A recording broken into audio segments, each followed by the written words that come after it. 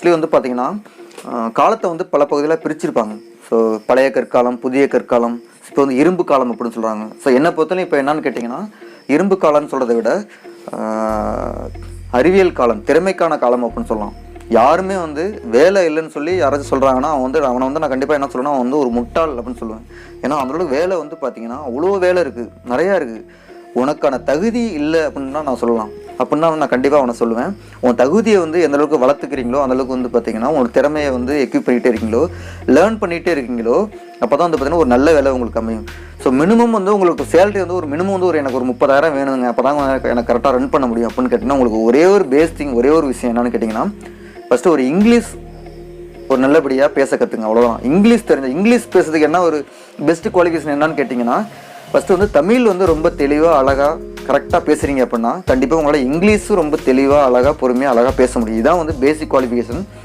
So அதாவது எப்படின்னு கேட்டிங்கன்னா, ஒரு இடத்துல பேசும்போது இன்னொரு இடத்துல ஒரு மேனேஜர்கிட்டே ஒரு எம்டிகிட்டே ஒரு யார்கிட்ட ஒருத்தவங்க பேசுகிறீங்க, ஒரு ஹெச்ஆர்ட்டே பேசுகிறீங்க அப்படின்னா தமிழை வந்து ஃபஸ்ட் நீங்கள் வந்து அவங்கள்ட்ட வந்து ஒரு பயப்படாமல் ஒரு பதறாமல் தமிழை வந்து அழகாக பேசுகிறீங்க அப்படின்னா அதுதான் ஒரு base qualification to talk English. Okay. So இங்கிலீஷை வந்து கற்றுக்கிறது வந்து ரொம்ப ஒரு பெரிய விஷயம் இல்லை, அதை வந்து கற்றுக்குங்க. நிறைய யூடியூப்லஸ் நிறைய வீடியோஸ்லாம் நிறையா இருக்குது, நிறையா கிராமர்ஸ்லாம் இருக்குது. ரொம்ப பேசிக் திங்ஸ், ஒன்றும் வந்து பெரிய பெரிய ஃபார்ம்லாம் இல்லை. ஒரு present tense, past tense, future tense. So இதை வச்சு தான் நம்ம பேச போகிறோம். ஸோ ஃபார் எக்ஸாம்பிள் ஆவரேஜாக வந்து ஒரு 32 சென்டென்ஸ் இருக்குது. ஸோ இஃப் யூ வாண்ட், உங்களுக்கு எது வேணும், அந்த சென்டென்ஸ் வேணும்னா சொல்லுங்கள், நான் உங்கள் நம்பரை வந்து கமெண்ட்டாக லீவ் பண்ணுங்கள். கண்டிப்பாக நான் அந்த 32 சென்டென்ஸ் வந்து நான் உங்களுக்கு வந்து ஒரு பேப்பர்ஸில் எழுதி அனுப்புகிறேன். ஃபஸ்ட்டு வந்து பேசுகிறத பற்றியே சொல்கிறேன். ஓகேங்களா? அப்போ நான் பேசுகிறேன், ஐ ஸ்பீக். நான் பேசினேன், ஐ ஸ்போக். நான் பேசுவேன், ஐ வில் ஸ்பீக். நான் பேசிக்கொண்டிருக்கிறேன், ஐ எம் ஸ்பீக்கிங். பேசிக்கொண்டிருந்தேன், ஐ வாஸ் ஸ்பீக்கிங். பேசிக்கொண்டிருப்பேன், ஐ வில் பி ஸ்பீக்கிங். நான் பேசி இருக்கேன், முடிஞ்சு இருக்கு, செஞ்சு இருக்கேன், தூங்கி இருக்கேன், பாடி இருக்கேன், சாப்பிட்டு இருக்கேன் அப்படின்னா I have spoken. I had spoken, பேசி இருந்தேன். ஐ வில் ஹவ் ஸ்போக்கன், பேசி இருப்பேன். நான் பேசி வருகிறேன், ஐ ஹவ் பின் ஸ்பீக்கிங். ஒரு அரை மணி நேரமாக பேசி வருகிறேன், I have been speaking for the past 2 hours. அரை மணி நேரமாக பேசி வந்தேன், I had been speaking for the past 2 hours. Then I can speak, பேச முடியும். ஐ குட் ஸ்பீக், பேச முடிந்தது. ஸோ இப்படியே சொல்லலாம். ஒரு 32 சென்டென்ஸ். இந்த செகண்டாக உள்ள அந்த வெர்பை தூக்கி ஃப்ரண்ட்டில் போட்டிங்கன்னா அந்த ஐ எம் ஸ்பீக்கிங் சொல்கிறோம், நான் பேசி கொண்டு இருக்கிறேன். ஆம் ஐ ஸ்பீக்கிங், நான் பேசி கொண்டு இருக்கிறேன்னா. ஸோ இது மாதிரி தான் ஒரு பேஸ் திங்ஸ். இந்த மாதிரி அந்த எவ்ரிடே ஒரு சின்ன ஒரே ஒரு வெர்பை எடுத்துக்கிட்டு, ஆக்ஷன் விடுவாங்க வெர்பை, அந்த வெர்பை எடுத்துகிட்டு இதில் வந்து பார்த்திங்கன்னா இந்த ஸ்பீக்குங்கிற வார்த்தைக்கு பதிலாக வந்து வீப்பிங், அழுகிறேன், அழுது கொண்டிருக்கிறேன், அழுது கொண்டிருந்தேன், அழுது கொண்டிருப்பேன். ஸோ இது மாதிரி ஒரு எவ்ரிடே வந்து ஒரே ஒரு வெர்ப் எடுத்து அதில் போட்டு அந்த 32 சென்டென்ஸ் வந்து ஃப்ரீக்வெண்ட்டாக வந்து ஒரு ப்ராக்டிஸ் பண்ணி பாருங்கள். ப்ளஸ் வந்து everyday while sleeping night. So தூங்கும் போது பார்த்தீங்கன்னா what happened the whole day from மார்னிங்லேருந்து நைட்டு தூங்குற வரை நீங்கள் என்ன பண்ணீங்க பாருங்கள். I woke up in the morning around 7 o'clock. Then I moved to then I washed my cloth, I washed my teeth, whatever. I had my breakfast in the morning around 8 o'clock. Then I took my bike and went to the office around. I reached my office around 8:30 a.m. in the morning. Then I started my work.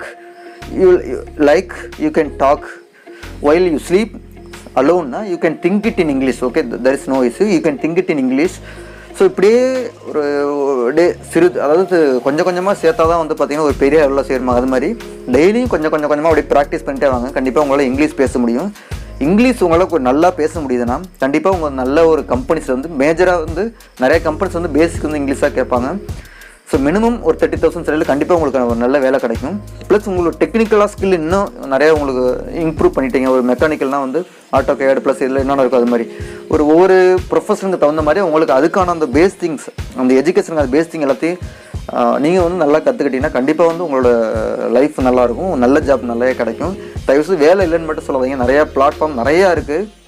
அதெல்லாம் வந்து ஒரு Google பண்ணி பாருங்கள். நிறையா companies லிஸ்ட்லாம் Google பண்ணி பாருங்கள். அவங்க உள்ள கேரியர்ஸ் போய் பாருங்கள். அதில் வந்து அப்ளை பண்ணலாம். உங்கள் ரெஸ்யூம் ரெடி பண்ணி அது மாதிரி நிறையா இருக்குது. நிறையா ஆப்பர்ச்சுனிட்டி இருக்குது. தயவுசெய்து வேலை இல்லைன்னு மட்டும் சொல்லாதீங்க.